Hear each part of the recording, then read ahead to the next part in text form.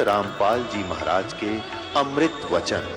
अब सभी आश्चर्यचकित रह गए, बाबा जी तो भाई जादूगर है कोई। अब गरीबदास जी ने कहा कि लो महाराज जी पी लो। परमात्मा ने कुछ दूध पान किया और फिर कहा पालियो ये अमृत है भाई, लो तुम भी प्रसाद ले लो। ये यहाँ का नहीं है, मेरे सतलोक से आया है, इस पवित्र पशु में। अब वो पाली तो मना कर गए कि हम ना पीवें तेरा जूठा, और ये कुंवारी गाय का निकाल दिया जादू जंत्र से, को पाप लगेगा कुंवारी गाय का दूध पीवा हमें। और तेरी जात का भी रहना तो कौन सी जाति से संबंध रखता, तेरा जूठा तो कभी नहीं पिएंगे हम। अब कहते हैं ना सकल पदार्थ हैं जग माही और कर्म ही नर पावत नाही। गरीबदास जी ने कहा जी मुझे दो भगवान आपका जूठा प्रसाद, आपका ये अमृत कब कब मिले हमें। ऐसे करके उन्होंने कुछ दूध उन्होंने भी पिया। बाकी सभी पाली वहां से उठ कर चले गए दूर के, ये बाबा जी जादूगर है, यो कहीं तुम्हारा कोई टूना टोटका ना कर दे। दूर चले गए खेतों में, अपने पशुओं को दूर ले गए। गरीबदास जी अकेले रह गए। दाता चाव यही थे, वो तो आए जिसके लिए थे, सारा खेल करने के लिए। उनको लगे समझाने, बेटा भक्ति किया करो गरीबदास, ये जीवन सदा नहीं रहेगा, असंग जन्म आपको जन्म और मरता होगे। अभी तक आप यहीं भटक रहे हो। एक स्थान और है जहां मैं रहता हूं और जहां तुम पहले रहा करते थे। और गरीबदास यहाँ तो तेरे दादा गए, परदादा गए, कहाँ गए महाराज जी वो तो सभी, और आप भी जाओगे। आज यहाँ जन्मे हो, अगले जन्म में पता नहीं कौन सी कंट्री में, कौन से देश में तुम्हारा जन्म होगा। यहाँ आप मांस छूते नहीं और वहाँ मांस के अतिरिक्त कुछ खाओगे नहीं। वहाँ कर्म बिगड़ेंगे तुम्हारे, बुरा हाल हो रहा है। छोटे बालक का जल्दी असर होया करे, बहुत प्रभावित हुआ, एकदम सीरियस हो गया और कहा महाराज ऐसा भी कोई स्थान है क्या, हमारी जन्म मृत्यु भी समाप्त हो सकती है। तो परमात्मा ने कहा हाँ हो सकती है, मैं आपको ऐसा मंत्र दूंगा, ऐसा भक्ति विधि बताऊंगा जिससे बेटा तुम्हारी जन्म मृत्यु भी मिट जाएगी। तब गरीबदास जी ने कहा कि वो स्थान आप जो बता रहे हो मालिक, उसके एक बार दर्शन हो तो विश्वास हो। परमात्मा तो जानबूझ कर ही आए थे और उनको गवाह बनाना ही था। कहा बेटा ठीक है, ये मंत्र प्राप्त कर। प्रथम मंत्र दिया 5 नाम का, जो आप जी को अब 7 नाम के दिए जाते हैं। तो उनको लेकर के सचखंड गए। रास्ते के अंदर सभी ब्रह्मा जी का लोक, विष्णु जी का लोक, शिव जी का लोक, स्वर्ग, नरक, पितरलोक, जहां भी जैसी व्यवस्था है वो सब आंखों दिखाई। स्थूल शरीर यहीं छोड़ के आत्मा को निकाल लेते हैं। इसके अंदर एक और शरीर है जो इससे कहीं बेहतर है, अच्छा है। और वो दो स्थूल शरीर में जैसा आकार होता है वैसा ही सेम टू सेम रहता है, जैसे एक फोटो कॉपी हो जाती है। ऐसे जब तक ये प्राणी दूसरे शरीर को प्राप्त नहीं करता तभी तक मनुष्य शरीर से निकला हुआ प्राणी मनुष्य आकार में ही रहता है, उसका सेम टू सेम शरीर रहता है। चाहे वो पितर बनकर घूमो, चाहे कहीं देव रूप में हो, इस प्रकार स्वर्ग के अंदर हो। तो ऊपर फिर धर्मराज के दरबार में लेकर गए। धर्मराज के दरबार में जहाँ सभी प्राणियों का अकाउंट होता है, अच्छे और बुरे का, मृत्यु कब होनी है उसके पास लिखी है धर्मराज के पास। उसी दिन सबकी उस फिक्स टाइम पर उसी की तरफ से संकेत आता है। बहाना कुछ भी बनो मौत का, कोई रोग बनो, एक्सीडेंट बनो या कोई अन्य कारण बनो। तो ब्रह्मा विष्णु महेश के लोक में परमात्मा गरीबदास जी को लेकर गए। तो वहां उन्होंने बहुत आदर किया। फिर आगे धर्मराज के दरबार में गए। धर्मराज समझो चीफ जस्टिस ऑफ वन ब्रह्मांड, एक ब्रह्मांड का मुख्य न्यायाधीश है वो, और उसके सामने ब्रह्मा विष्णु महेश की भी हिम्मत नहीं पड़ती उससे जाकर के कहीं कुछ वाद विवाद करें। और जो ही परमात्मा धर्मराज के दरबार में पहुंचे, साथ में वो गरीबदास जी, क्योंकि परमात्मा ने उस प्यारी आत्मा का विश्वास दृढ़ करना था कि आई एम गॉड, मैं परमात्मा हूं। जब धर्मराज के दरबार में परमात्मा पहुंचे, वो न्यायाधीश अपने आप कुर्सी छोड़कर खड़ा हो गया। एक ब्रह्मांड का जो न्यायाधीश है वो खड़ा हो गया। अब इसमें क्या होता है कि आध्यात्मिक एक शक्ति है, आध्यात्मिक शक्ति जिसमें जितनी है वो ऑटोमेटिकली सामने वाले को प्रभावित कर देती है, उसके बस की बात नहीं होती। तो जो ही परमात्मा ने वहां प्रवेश किया तो एकदम वो न्यायाधीश एकदम खड़ा हो गया और करबद्ध हो गया। उसको मालूम हो गया कि ये परम शक्ति है कोई।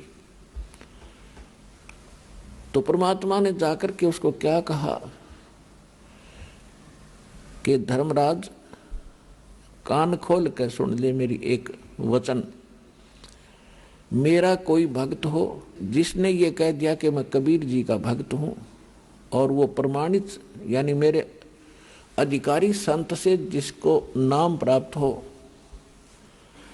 उसका अकाउंट भी मत करना, उसको कोई सजा नहीं देगा तू। तब धर्मराज ने कहा कि परमात्मा जो आपकी आज्ञा, मेरी क्या औकात है मैं आपके भक्त को सजा दे दूं, मैं लाख दोहाई मेरी। लेकिन मेरी एक समस्या है परमात्मा कि आपकी शरण में आने से पहले जिन्होंने जैसे कर्म किए हैं वो यहाँ का विधान है, वो उसको मैंने देने ही पड़ेंगे। मेरी पावर नहीं है कि मैं उसमें कुछ कम और अधिक कर दूं। उसके लिए कोई मेरे लिए कोई विकल्प बताओ, मेरी समस्या हल करो दाता।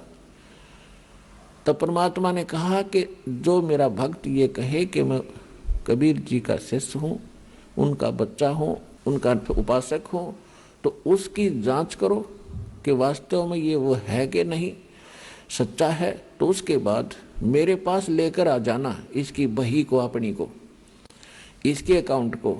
मैं उसको कैंसिल कर दूंगा, साइन कर दूंगा।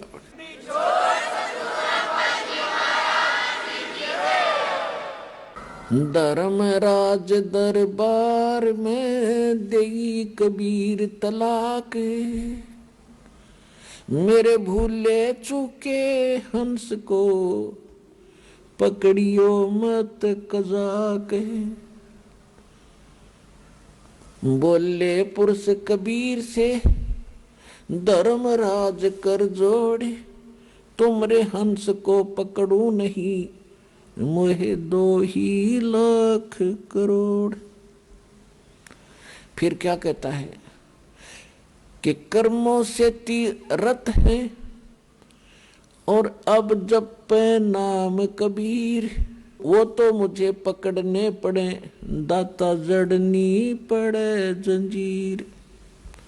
कि जो पहले इन्होंने कर्म किए हैं और अब आपकी शरण में आके आपका मंत्र जाप कर रहे हैं, आपके अनुयायी हो गए हैं, तो उनके जो पहले किए हुए कर्म हैं उनके आधार से तो मैंने इनको दंडित करना पड़ेगा, जड़नी पड़े जंजीर।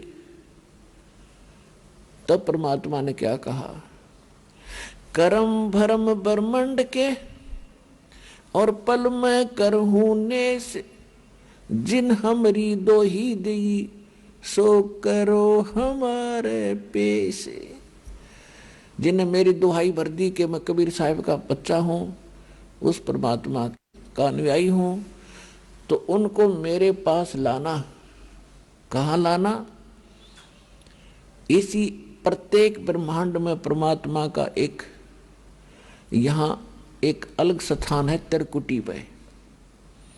त्रिकुटी एक ऐसा स्थान है जहां पर परमात्मा का भी एक ऐसा स्थान बना हुआ है जैसे प्रत्येक देश में और प्रत्येक देश का एक राजदूत भवन होता है जो अपने निज देश की सब खबरें और उस देश के जो व्यक्ति वहां रह रहे हैं उनके से संबंधित जानकारी रखता है।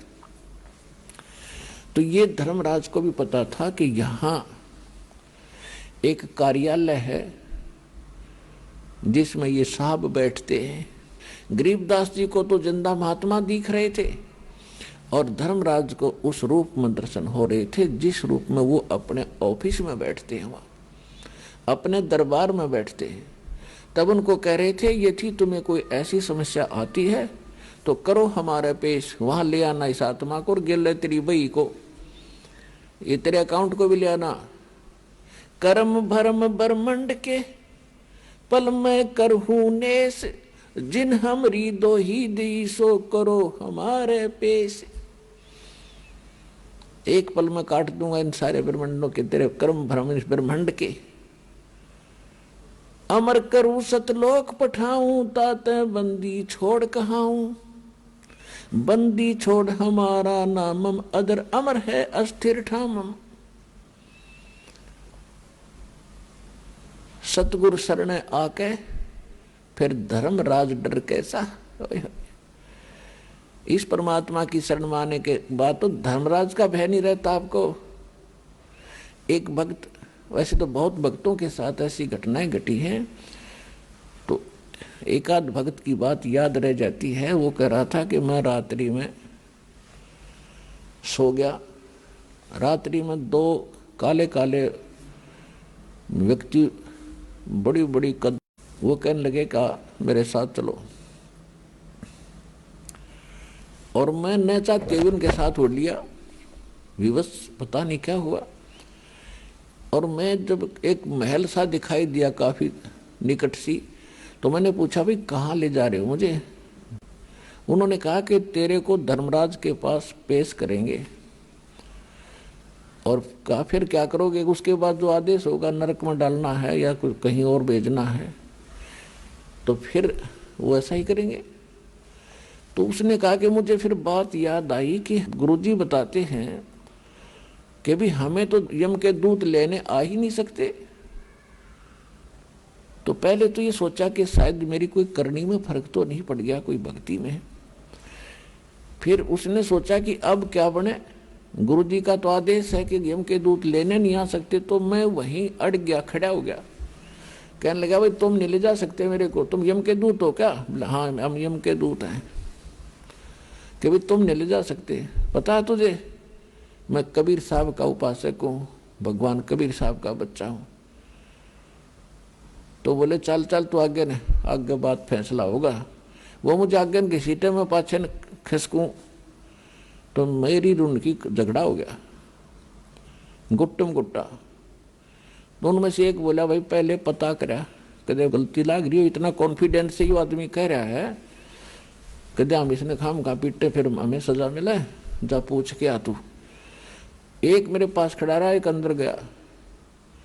धर्मराज से प्रार्थना की, महाराज जिस व्यक्ति को आपने लेने के लिए भेजा है वो कह रहा है कि मैं कबीर साहब का शिष्य हूँ, उनका पुजारी हूँ। एकदम धर्मराज के कहते धौला शरीर हो गया, सफेद पीला पड़ गया चेहरा, और उसने देखा उठा का अकाउंट, और मैंने न्यू के न्यू बोलते सुने। वो कह रहा है इसने वापस छोड़ दो, मरवाओगे मुझे भी। ये नहीं, वो दूसरा था भाई।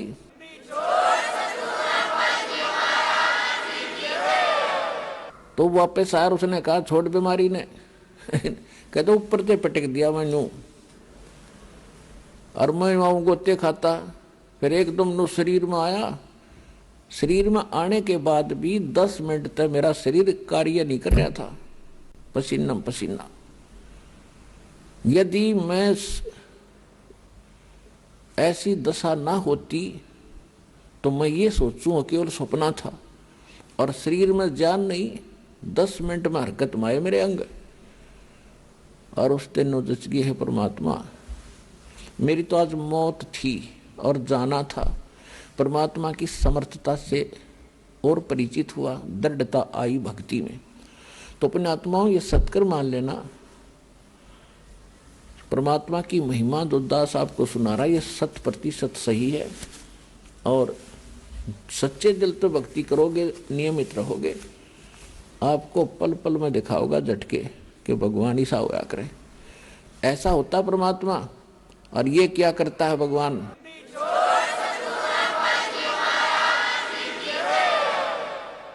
उसके बाद परमेश्वर कबीर जी गरीबदास जी को सचखंड लेकर गए, 11वां द्वार पार किया, उसके बाद 12वां द्वार पार किया। अभी तक 10वां द्वार इसके ऊपर खड़दू उतार रखा था, बस लास्ट था 10वां द्वार। और एक ये जम्मू के अंदर एक मधु परमहंस कबीर पंथी, कबीर साहब की वाणी पढ़े हर सुनावर ने कहा मेरे जैसा ज्ञान ब्रह्मांड में नहीं। 11वां द्वार पा गया, 11वां द्वार, 11वीं खिड़की, आज तक किसी ने नहीं बताया। उसके प्रवचन सुने, उनके साथ ये आध्यात्मिक ज्ञान चर्चा भी आपने सुनी थी कल।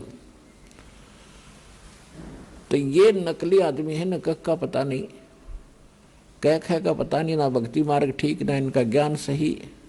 ये सदग्रंथों को ढंग से पढ़ के समझ भी नहीं पाए, भक्ति तो बहुत दूर की बात है।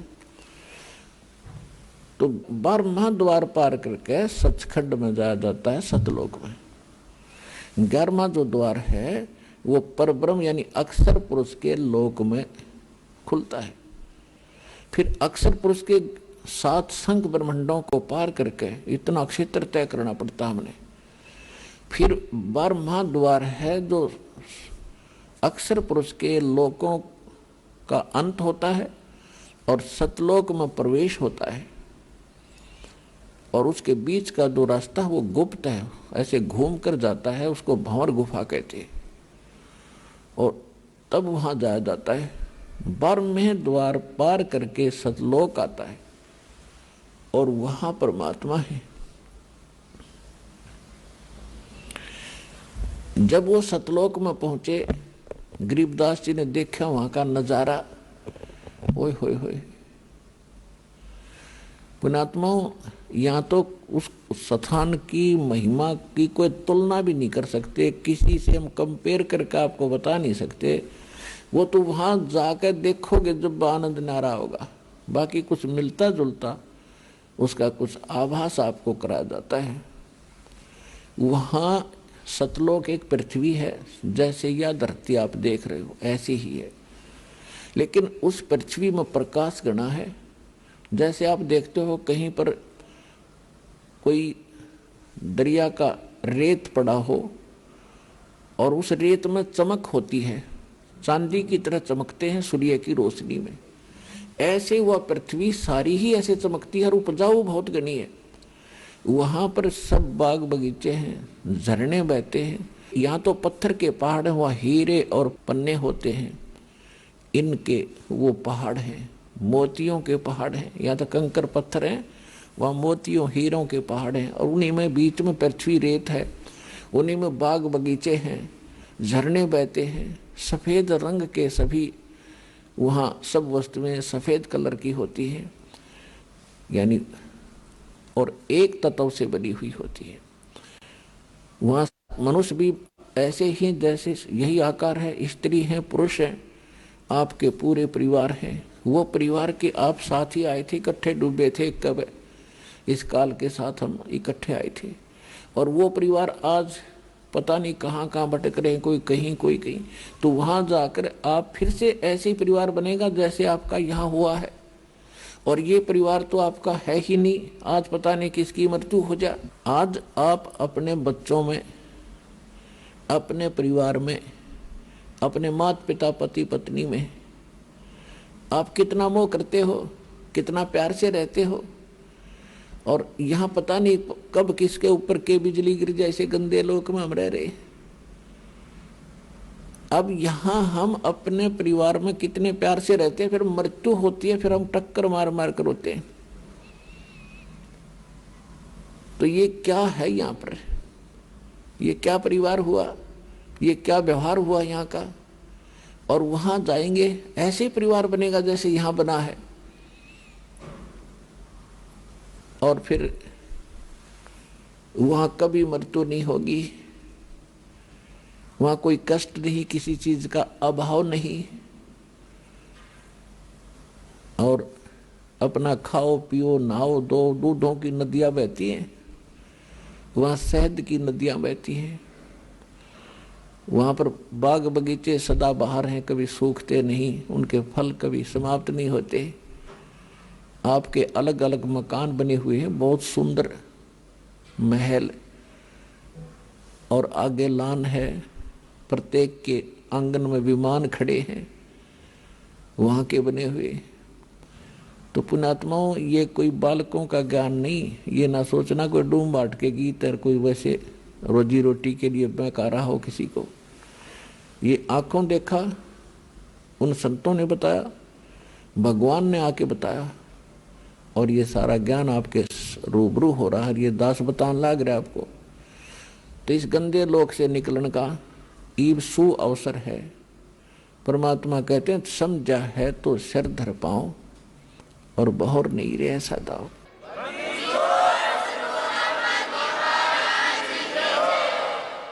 और यहाँ की किसी वस्तु की इच्छा आपके मन में नहीं रहनी चाहिए। प्रथम तो यो ज्ञान ऐसा है कि यहाँ कति हृदय हटा देगा आपका इस गंदे लोक तय। यो लोक ठीक नहीं है, यहाँ की व्यवस्था सारी व्यर्थ है। देखो, ये तो आपने मान लेना चाहिए कि यहाँ से तो आपकी मृत्यु होगी, डेफिनेट होगी। वो कब होगी वो समय निर्धारित है।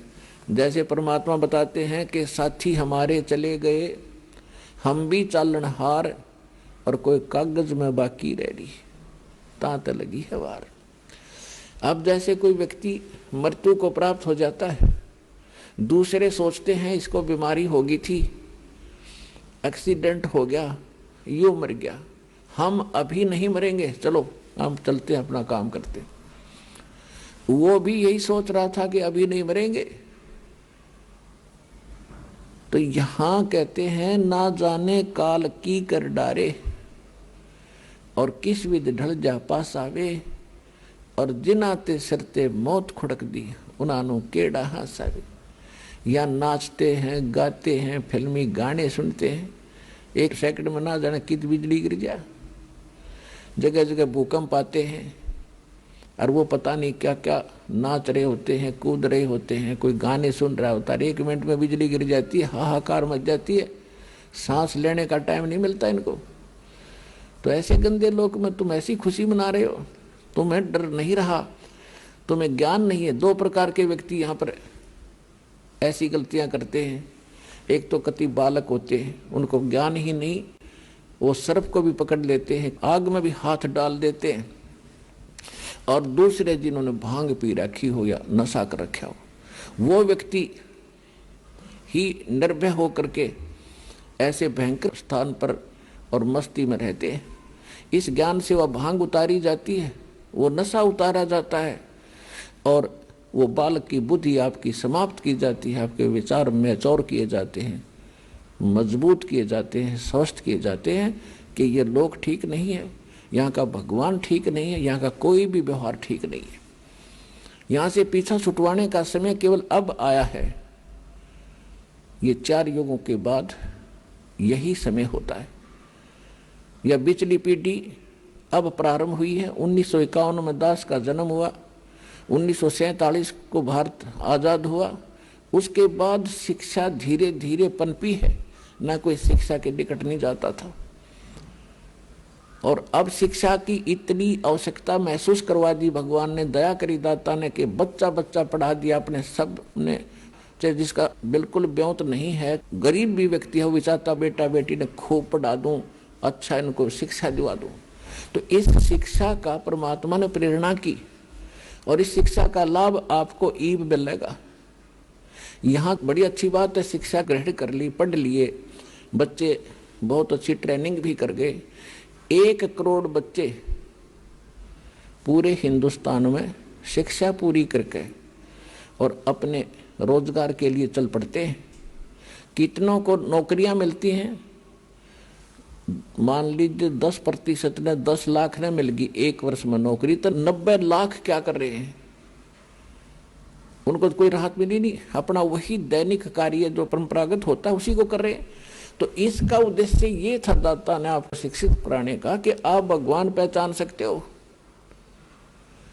और सदग्रंथों को देख सकते हो, विश्वास कर सकते हो। कबीर इज गॉड, हमारे सदग्रंथ क्या बताते हैं। और इसको जानकर आप फिर सतलोक की भी इच्छा करोगे। जब आप यहाँ छोटी मोटी कोई जॉब प्राप्त करने के लिए कितने संघर्ष करते हो, न्योछावर हो जाते हो, 20 वर्ष तक बच्चे को पढ़ाते हो, खूब खर्चा करते हो कि किसी प्रकार इसको ये वस्तु प्राप्त हो, सुखी हो। और जब आपको पता चलेगा कि ये तो इससे हटकर भी एक और वस्तु है जो इस मनुष्य जीवन से हमने करनी थी और बच्चों से करवानी थी, वह भूल रहे थे, वो अब पता चलेगा। इसका यही काम है। शिक्षा नहीं देता दाता आपको, चारों योग चले गए। अगर छोटा मोटा अक्षर ज्ञान होता था तो उसको रोजी रोटी आधार नहीं होता था। आज तक आप देख रहे हो, अपना इतिहास देख लो, हिंदुस्तान का इतिहास देख लो, पिछला 100 वर्ष 200 वर्ष 300 वर्ष कौन पढ़ा करता था? एक ब्राह्मण वर्ग था, संस्कृत पढ़ा करते थे, वो परंपरागत और सदग्रंथों को जानते थे। उनका यही काम दे रखा था कि आप इन सदग्रंथों को पढ़ो। आप फ्री छोड़ दिए समाज ने, ब्राह्मण वो लोग, कि तुम इन सदग्रंथों को पढ़ो, शिक्षा ग्रहण करो और हमें समझाओ। अब उन्होंने उनके लिए उनकी वो भी रख दी, भाई तुम्हारी पूजा भी देंगे, दक्षिणा देंगे तुम्हें, तुम अपना एक का काम करो, अपना परिवार पोषण भी करो और सदग्रंथों को पढ़ो और हमें समझा दो। इतनी सी बात।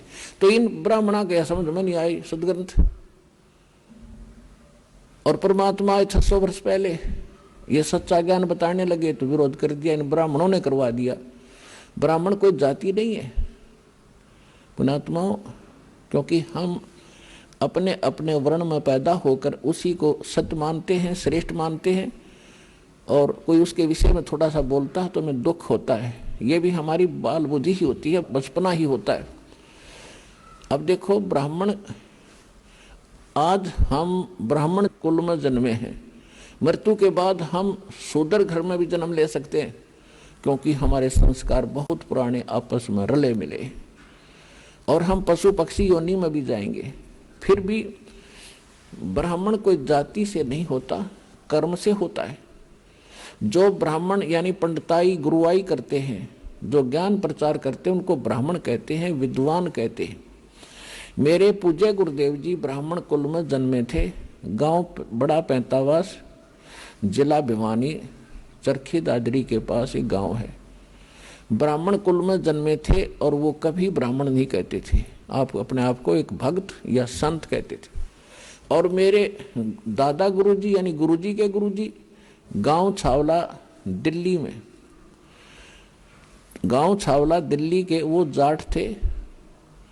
और 15-16 वर्ष की आयु में मेरे परदादा गुरुजी के साथ वो चले गए थे, यानी उनके गुरुजी के साथ। और उन्होंने, मेरे जो परदादा गुरुजी थे, उन्होंने मेरे दादा गुरुजी को शिक्षा ग्रहण करवाई। इंटेलिजेंट थे, काशी विद्यापीठ से उनको पढ़ाया, 4 विषय के आचार्य बन गए वो। और उनको पंडित चिदानंद नाम से जाना जाने लगा। पंडित ब्राह्मण। और उनका सोनीपत जिला में खरखोदा तहसील के पास एक छोटा सा गांव है गोपालपुर। वहाँ पर आज भी मेरे दादा गुरुजी छावला वाले उस जाट का एक पंडित चिदानंद नाम से आश्रम बना हुआ है। उस पर लिखा है बोर्ड, पंडित चिदानंद आश्रम गोपालपुर। वो जाट होते हुए पंडित कहलाए। और मेरे पूज्य गुरुदेव जी ब्राह्मण होते हुए भी कहा करते, नहीं मैं वो पंडित नहीं हूँ, वो आचार्य नहीं हूँ जो जिन्होंने पंडिताई यानी शिक्षा ग्रहण की। पंडित उसको कहते जो विद्वान हो जाए। गुरुजी कहते थे मैं संत हूँ, भक्त हूँ और आप भी कल्याण कराता हूँ और आपका भी उद्धार करता हूँ। पंडित तो मेरे गुरुजी थे। तो इसी प्रकार जो दास आपको ये कह रहा है, जिनको सदग्रंथों का ज्ञान होता था हम उनको पंडित कहते थे। ब्राह्मण उसी को कहते हैं, भक्त को ब्राह्मण कहते हैं। ब्राह्मण उसको कहते हैं जो परमात्मा से परिचित हो जाता है, ब्राह्मण सोए जो ब्रह्म पहचाने। तो कहने का भाव यह है कि उन पंडितों ने जिन्होंने इन सदग्रंथों को पढ़ा वो विद्वान बने, वो इनको समझ नहीं सके। पढ़ना मूल वस्तु है। गुरु बिन काहू न पाया ज्ञाना, जो थोथा बुस छिड़े मूड किसाना। भाई सतगुरु बिन काहू न पाया ज्ञाना, जो थोथा बुस छिड़े मूड किसाना। भाई गुरु बिन वेद पढ़े जो प्राणी, समझन सार रहे अज्ञानी।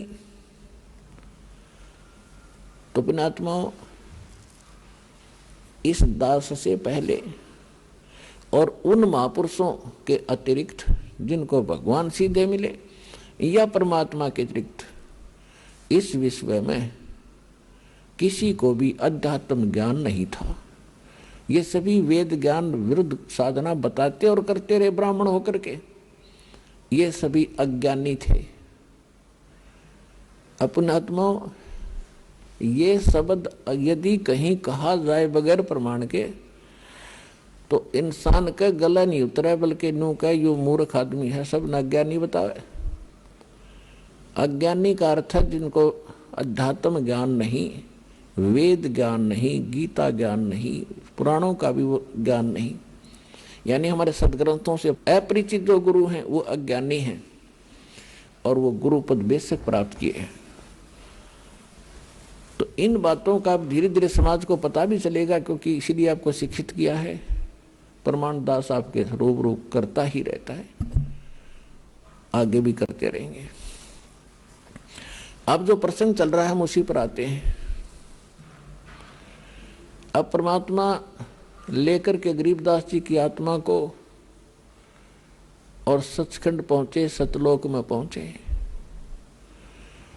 सतलोक का आपको दास वर्णन कर रहा है कि वहां 3 पोर्शन है सतलोक के, सचखंड के।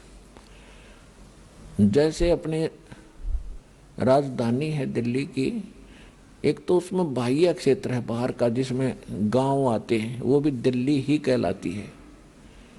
और फिर उसके बाद आता है शहर का हिस्सा जहाँ बाजार बने हुए हैं, वो सेकंड पोर्शन। उसके बाद आता है अपनी राजधानी स्थान, अपने जो राजा लोग रहते हैं, प्रधानमंत्री जी रहते हैं, राष्ट्रपति जी रहते हैं, यानी वो स्थान, वो तीसरा स्थान है। तो इसी प्रकार उस सतलोक के भी 3 पोर्शन हैं। बाहर का जो स्थान है, बाह्य क्षेत्र है, उसमें झरने बह रहे होते हैं, बाग बगीचे हैं सदा बहार, बहुत सुंदर वहाँ महक उठ रही होती है और झीनी झीनी आवाज वहाँ पर बजती रहती है जो बहुत सुहाती है, कानों को अच्छी लगती है। तो वहाँ कोई दुख नहीं, कोई कष्ट नहीं, कोई रोग नहीं, राग द्वेष नहीं, अभाव नहीं किसी वस्तु का, जिस कारण से वहाँ राग द्वेष नहीं। और सबको एक जैसा शरीर है, सबको एक जैसा ही वहाँ पर व्यवस्था उपलब्ध है। वहाँ कोई छोटा और बड़ा नहीं, वहाँ कोई अमीर और गरीब नहीं, वहाँ कोई शूद्र और उच्च वर्ण के नहीं, ब्राह्मण नहीं। तो वहाँ फिर राग द्वेष होता ही नहीं।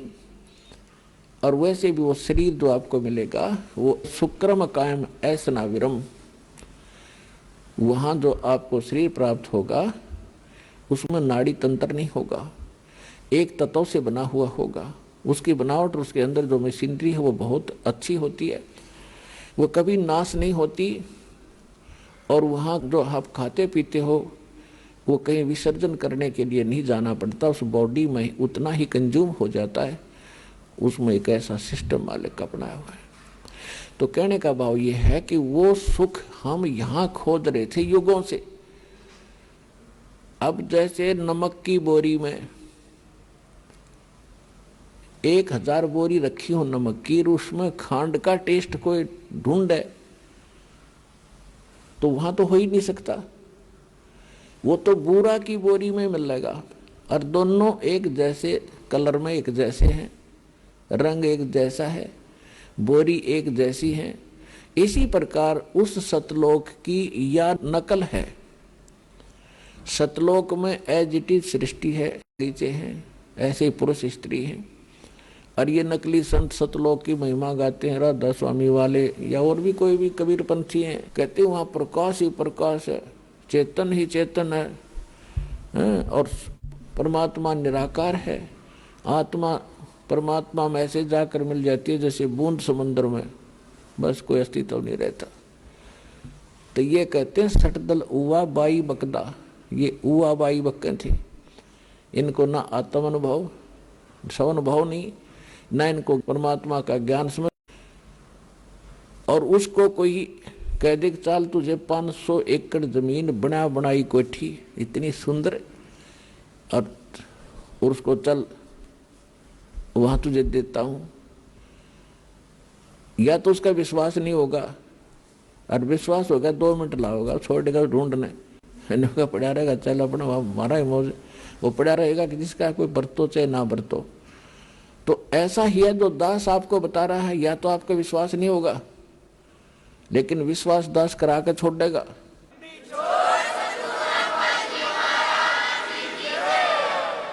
क्योंकि ये दास की बनाई हुई संविधान का नहीं पता, संविधान का नहीं पता, और वो वकील बने फिरे हैं, दस यानी नकली संत बने फिरते हैं। ऐसे संतों को करने का, ऐसे वकीलों को भी करने का कोई फायदा नहीं जो वहां जवाब ना दे सके। तो इस दास के अतिरिक्त विश्व में इस विधान का कोई भी जानकार नहीं है पृथ्वी पर वर्तमान में।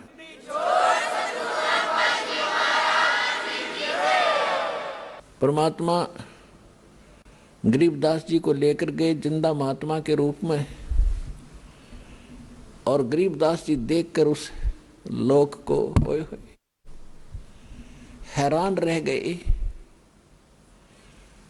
अजब नगर में ले गए हमको सतगुरु आने, जल के बिंब अगाध गति हम सूते चादर ताने। अजब नगर में ले गए भगवान मुझे खुद आकर के, ये प्रमाण दे रहे हैं गरीबदास जी, अपना एफिडेविट बता रहे हैं वाणी में। तो वहां जाकर क्या देखा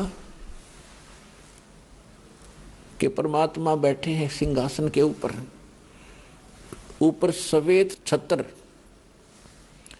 और सिर पे मुकुट है, जैसे राजा विराजमान होते हैं। और उन परमात्मा के चेहरे को में इतनी रौनक है, इतनी समाइल है कि देखते ही आत्मा खुश हो जाती है। और जो ही गरीबदास जी ने देखा कि ओहो ये बैठे हो भगवान, तो भाई हो न देखते ही रह गया उनके चेहरे की तरफ। उधर से परमात्मा अपने दूसरे रूप में जिंदा महात्मा के रूप में जो नीचे गए थे, वही जाकर के एक चमर उठाते हैं, चमर जैसे आप देखते हो यहाँ ग्रंथ साहिब पर करते हैं, पीछे ये घोड़ी के से बाल से आ रहे सफेद सफेद, ऐसा चंवर करते हैं। और उठाकर चंवर करने लगे जो सिंहासन पर बैठे भगवान के ऊपर। अब गरीबदास जी देख रहे हैं कि ये बाबा जी जिंदा महात्मा यहाँ का, इनका कोई शिष्य है, यहाँ का नौकर है, सेवक है, जो भगवान पर चंवर कर रहा है। और परमात्मा ये है जो सिंहासन पर बैठे।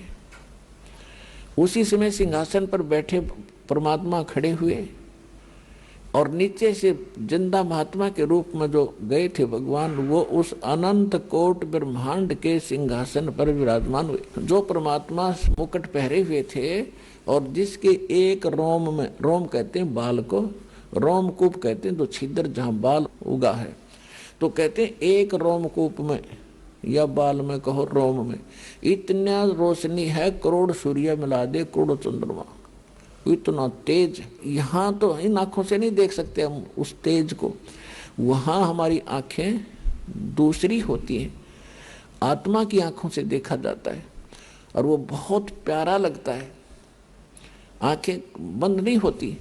तो गरीबदास जी देख रहे हैं, तो असमंजस में पड़ गए, भी भगवान कौन सा इनमें, बाबा जी तो इस पर बैठ के कुर्सी पे और भगवान खड़े हो गए चंवर करें जिंदा के रूप पर। थोड़ी सी देर में वो तेजोमय शरीर वो जिंदा महात्मा वाले शरीर में समा गया और एकदम उनका नूरी शरीर हो गया, परमात्मा तेजोमय शरीर।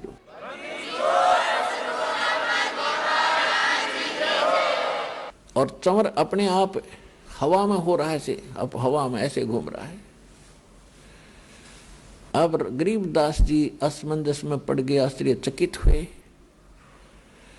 तब परमात्मा ने उसको कई घंटे तक वहां ज्ञान सुनाया कि बेटा आप देख रहे हो ये स्थान है तुम्हारा। आप यहाँ रहा करते थे, चींटी तले का हाथी तक गधे कुत्ते सुअर बने फिर रहे हो। वहां राजा बनकर, इंद्र बनकर, स्वर्ग में देवता बनकर आप फूले नहीं समाते हो। वो तो नरक है, वो तो कीड़ा की कुंड का आग्रह ना, वो स्थान है वो 21 ब्रह्मांड इस लोक की तुलना में। वो तो गरीबदास देख ही रहे थे कि सचमुच भगवान है। अब कहते हैं गरीबदास जी को मालिक ने बताया कि मैं भाई चारों युग में जाता हूं। जो उन्होंने उनको कथा सुनाई सारी, वो ज्यों की तो गरीबदास जी ने आकर नीचे बोली और वह नो की नो लिखवा दी गई। तो कहा कि मैं काशी में धानक रूप में रहा करता था, वहां दिखा करता, लोगों को कपड़ा बुनता, और मैं एक एक दिन बेटा हजार हजार जगह प्रकट होकर और तेरे भाई बहनों को ज्ञान सुनाया करता। लेकिन वो तो इतने अंधे हो लिए, इस काल की भांग पिए पड़े हैं भाई, उनकी आंखें नहीं खुलती। मैं रोवत हूँ सृष्टि को, सृष्टि रोवे मोहे, गरीबदास इस वियोग को हो समझ न सकता कोई। गरीबदास जी को भगवान समझा रहे हैं कि गरीबदास वो सभी मुझे खोद रहे हैं। हे सुखदाई परमात्मा, हे संकट मोचन, हे मंगल करने वाले परमात्मा, आप कहाँ हो, हमें सुख दो। और मैं जब जाके कहता हूँ कि मैं परमात्मा हूँ तो ये मेरी मानते नहीं, मेरा ज्ञान नहीं सुनते। हमारा ज्ञान किने ना सुनिया, ये पर भी लेने जाते है दुनिया। पर भी नहाने जाते हैं कुंभ के मेला पे और उड़े कत्लेआम हो जाता है, एक्सीडेंट दुर्घटना में मर जाते हैं और कोरा पाप कमाते हैं, वहां कोई लाभ नहीं। उन बच्चों को काल ने इनको इतना भ्रमित कर दिया। तो गरीबदास जी कहने लगे परमात्मा अब मुझे यही रख लो। परमेश्वर ने कहा बेटा ऐसे नहीं रखा जाता। जैसा आपको पहले बताया था दास ने कि काल भगवान का और परमात्मा का एक एग्रीमेंट हुआ था। तो उसने ये कहा था कि भगवान आप अपना ज्ञान सुना के अपना बनाकर जो हृदय से आपको चाहे, आपके ज्ञान को माने और आप में हृदय से आपको चाहेगा तो वो आपका, बाकी मेरे। जबरदस्ती ना करना, बलपूर्वक ना ले जाना। परमात्मा ने कह दिया था कि ठीक है मैं बलपूर्वक नहीं लेके जाऊंगा और अपना ज्ञान सुनाऊंगा। और दूसरी बात यह है कि जब आप यहां से गए भक्ति धन से परिपूर्ण थे, उतने ही भक्ति कमाई करके यहां आ सकते हो, वैसे नहीं आ सकते। अब तो मैं लाया हूं आपको, लेकिन आप यहां रह नहीं सकते। अब बालक थे, आंखों में आंसू भर आए, क्योंकि वहां जाने के बाद पता चलता ये क्या है। ये तो नरक दिखाई देता, यहाँ का चाहे सारी पृथ्वी का राजा हो, कति नरक दिखाई देता उस सुख की तुलना में। तब परमात्मा ने कहा कि बेटा तू चिंता ना कर, मैं तेरे साथ रहूंगा और ये ऐसा मंत्र दूंगा, जल्दी ही आप भक्ति युक्त हो जाओगे। आइए अब हम उन श्रद्धालुओं के अनुभव जानते हैं जो जगत गुरु तत्वदर्शी संत रामपाल जी महाराज जी से दीक्षा प्राप्त कर चुके हैं तथा उनके द्वारा बताए गए भक्ति मार्ग पर चल रहे हैं। नमस्कार सर। नमस्कार सर। सर क्या नाम है आपका? होशियार दास। सर कहाँ से आए हैं आप? गांव शिव सिंहपुरा, तहसील बुहाना, जिला झुंझुनू, राजस्थान। सर संत रामपाल जी महाराज से कब जुड़े आप? 4 नवंबर 2013 को। सर संत रामपाल जी महाराज से जुड़ने से पहले क्या आप कुछ भक्ति साधनाएं भी करते थे? हाँ, जैसे हिंदू धर्म में जो भी साधनाएं करते थे वो भी क्या करता था, ज़्यादातर हनुमान जी का, और हमारा कुल देवता था नरसिंह जी उसकी, और शंकर जी की किया करता था और दुर्गा जी की। इनकी साधना करने के बाद मैं तांत्रिक भी था और मैं अपने आप को सब कुछ समझता था उस टाइम। सर फिर आप संत रामपाल जी महाराज की शरण में कैसे आए? एक टाइम मेरा दोस्त है कोई, उसके पास चला गया। उसने संत रामपाल जी से नाम दीक्षा ली थी 1 महीने पहले। तो उसने बताया, हाँ भैया ये तू काम कर रहा है ये गलत है, तुमको नहीं करना चाहिए। तो मैंने उसको बुरा भला भी बोला, क्यों मेरे को पता नहीं था। मैं तो मेरे को खुदा समझ रहा था। क्यों मैं मतलब एक हरे वृक्ष को भी फूंक देता था, तो मैं तो किसी को समझ नहीं रहा था ना। तो फिर उसने समझाया तो मैंने उसको उल्टा सीधा ही बोला, गालियाँ भी दी। फिर उसने कुछ नहीं कहा। फिर दोबारा 15-20 रोज बाद फिर गया, फिर उसने कहा, तो फिर मैंने ऐसे ही बोला। फिर गया तो उसने मेरे को एक बुक दी, ज्ञान गंगा, और हाथ जोड़ के बोला, भैया सत्संग सुनो। सत्संग सुना परमात्मा संत रामपाल जी का। तो कुछ मेरे को वो सत्संग सुना रहे थे तो मेरे को कुछ अटपटी बातें लग रही थी। तो मैंने संत रामपाल जी को भी मैंने बुरा कहा, अरे ये तो ऐसे ही है। क्यों कि मैं सत्संग सुनता था, रात को शराब पी के सुनता था। और फिर मेरे परिवार वालों को बोला, मुझको ऐसे ऐसे संत आते हैं जो जनता को भ्रमित कर रहे हैं। फिर वो कोई बात नहीं। दूसरे दिन हमारी घरवाली थी, वो बोले आज फिर देखेंगे। फिर देखा तो ऐसे मैंने कुछ देखा कुछ नहीं, तो शराब के नशे में था, कुछ देखा कुछ नहीं। एक दिन पता नहीं परमात्मा मालिक कबीर साहिब की कैसे कृपा हुई, संत रामपाल जी का सत्संग देखने के लिए मेरे को मजबूर कर दिया और मैंने वो सत्संग देखा। सत्संग यूं ही देखा तो मेरा तो बिल्कुल ही दिमाग ऐसे यू टर्न हो गया, जैसे मानो कोई, क्या बताऊं, मैं तो रोने लग गया। अरे मैं तो इतने नरक के रास्ते पे जा रहा हूँ। वो दिन था, वो आज भी मेरे वो दिन याद आता तो मेरे को आंसू आते हैं आंखों में कि मैंने कितना बुरा किया है और मेरा क्या होगा। मैंने टीवी को तो बंद कर दिया और मैं रोने बैठ गया। और फिर मैं दूसरे दिन मेरी गाड़ी उठाई और जिस दोस्त ने मेरे को बुक दी थी उस वहाँ पहुँचा और मैंने उसको कहा, भैया मेरे को उसको पता दे दे। और 4 नंबर को हम फिर संत रामपाल जी महाराज के गए। हम गए वहाँ, हमने नाम दीक्षा ली परमात्मा संत रामपाल जी से।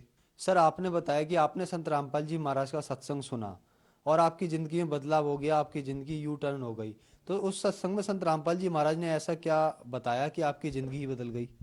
ये बताया कि तुम जो साधना कर रहे हो, भूत पूजने वाले भूत बनेंगे, पितृ पूजने वाले पितृ बनेंगे।